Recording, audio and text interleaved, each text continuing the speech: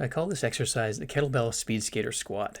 Now, I actually used to be a competitive speed skater myself when I was younger, so this kind of action, if I would have known about this exercise back then, I would have been doing a ton of these, because this is fantastic for hitting the glute medius, minimus, and maximus as you're doing the basically skater squat exercise. The depth you can go in this one and get good resistance at the bottom is just fantastic.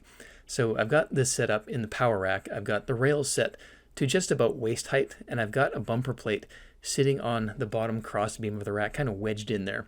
Now, this is not 100% necessary, but I do like that it gives you a slight angle to push against so that you're not just basically trying to fight the slide, but you're actually getting some, actual direct pressure.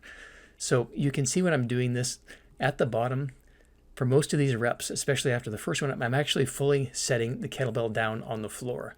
This is because obviously that position is much harder, and by not worrying about having to hold that weight up at the bottom, you can actually sit down into this stretch really, really effectively. And one of the benefits of this is as you come up, you can adjust and lift the resistance off the floor as you're coming up. So you can basically pretty much manually adjust the resistance as you're doing the exercise from start to finish. So at full stretch, if you're just doing these with a lighter kettlebell, you may be able to keep that weight off the floor the entire time. And you can do these with a dumbbell as well.